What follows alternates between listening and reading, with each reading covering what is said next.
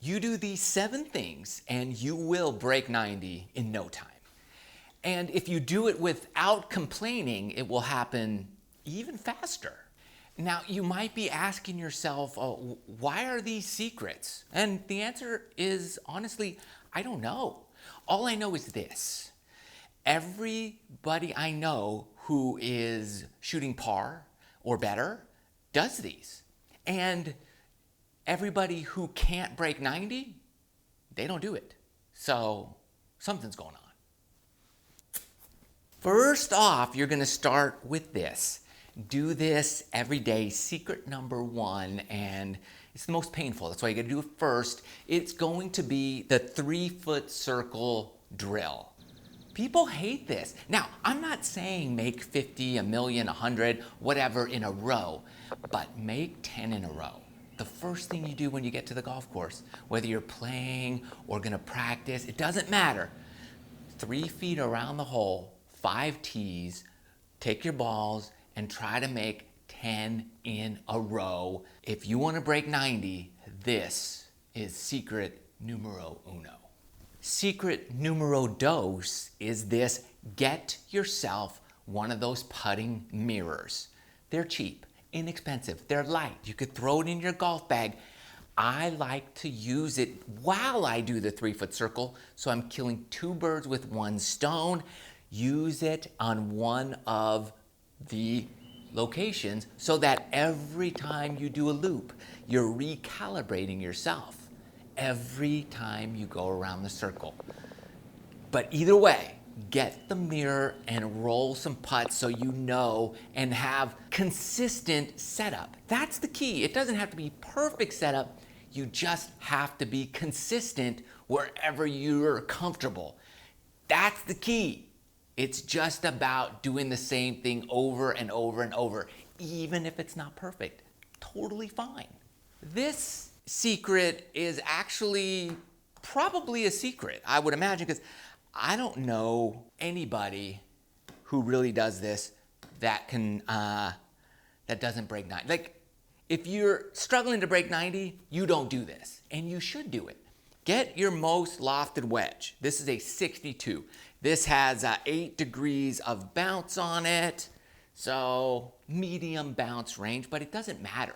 The more bounce, the better, because it's going to be harder, but 8 to 10, 12 is fine. Get on the carpet. Some tight lie, like this, with firm ground underneath. Shoot, use the dirt, like a hard pan dirt would be the same thing. Get your club right on that. Now, you'll notice that when you set your club on the ground, in order to get that leading edge on the ground, this is how far forward my hands have to be. Yeah, that's not going to work. You cannot hit this with any consistency, so don't do that. You're going to back your hands up, and you know when you do that, now that bounce is on the ground and that leading edge is above the ground a little bit. But I just want that bounce. You gotta practice getting that bounce to work through the ground. That is going to be a huge, huge key for you to break 90, because you need that for just about every short game shot in the world. So get that bounce on the ground, hands in the middle, and do this little drill on your carpet where you're just hitting those little shots right there. You're going to hear carpet click. It's going to go bounce, click, bounce, click. That's the noise I want. You're going to hear a little bit of carpet and then a click. Bounce, click. The closer together those two noises, the better you're doing. Oh, that was good. And it's just going to fly up and bounce. This is kind of like thunder and lightning. The lightning is the bounce hitting the ground, making the strike. The click would be the thunder. And I want the closer those two noises are together, the better your shot. So bounce, click, click, boom, right? If you hear it first, that's no good. Because then you spin it and you're doing drywall repair. You want it to bounce, click, bounce, click, bounce, click. Thunder and lightning. Lightning and thunder. Whatever. You get the idea. So that's what you want right here. bounce, click, bounce, click, bounce, click. Then you can go to the next secret because it all ties together. I want you to get 5 balls.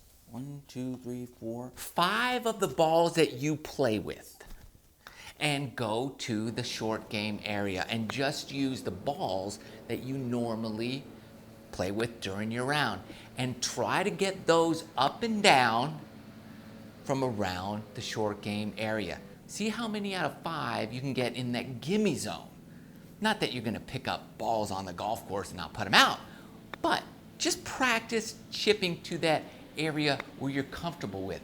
Like, let's say that 3-foot circle that you just practiced for a while. Next up is get your wedge, pitching wedge, sand wedge. Get one of your wedges and just hit that at the range for most of your bucket.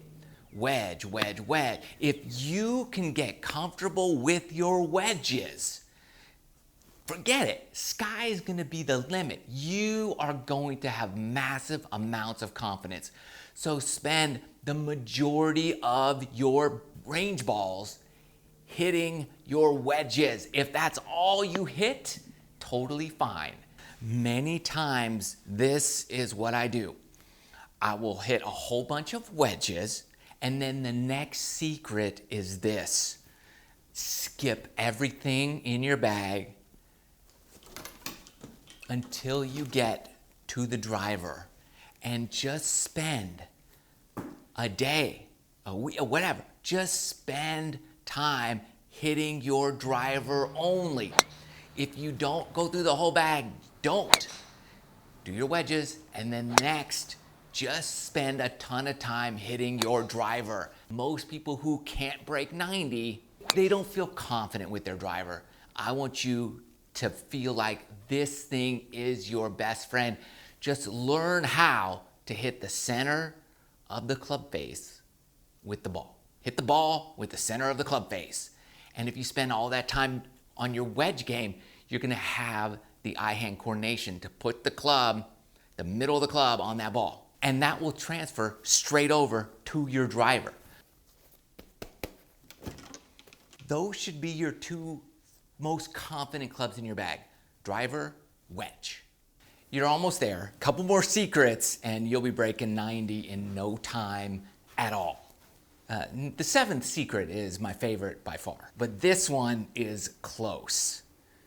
Get one of these balls, or get something that can work like one of these balls. Here's what you're gonna do. This is the greatest drill ever for those who are struggling to break 90, because most of the time your swing looks like this. You whip that club inside and you come right over the top. It's easy to fix.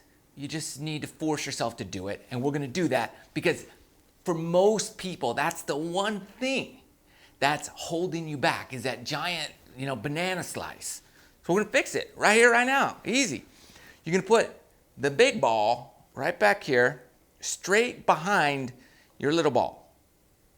That's right there, this one's back here. It's about 1-2 footsteps behind. And here's what you're gonna do. You're gonna take the club back on the outside of that big ball, right out there, and you're gonna swing and you're gonna come to the inside of the big ball and hit your ball. I don't care what that ball does when you hit it. That's not important. All that's important is that you go outside to inside. That's it. That's it. If you don't even hit a ball, I'm fine.